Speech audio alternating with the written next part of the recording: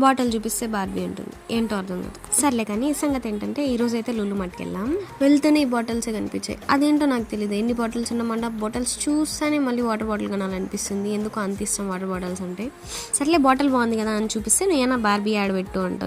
Bottle కొనుక్కోవాలంటే బార్బీయే అయ్యిండాలా bro.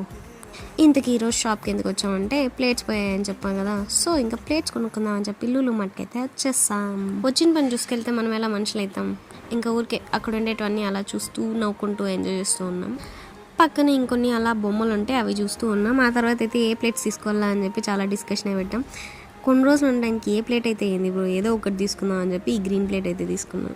ఆ తర్వాత హ్యాండ్ బ్యాగ్ కలెక్షన్ ఉంటే సర్లే ఏంటా అని చెప్పి చూసి వెళ్ళాం. మరీ అంతే అనిపించలేదు కానీ అలా చూసేసి ఆ తర్వాత అయితే చిన్ని డైరీ కనిపించింది. నాకు ఎప్పటి నుంచో చిన్నప్పటి నుంచి ఆశ, ఎవరైనా గిఫ్ట్ ఇస్తే అందులో నా గురించి మొత్తం రాసి నేనే చదవాలి అని చెప్పి.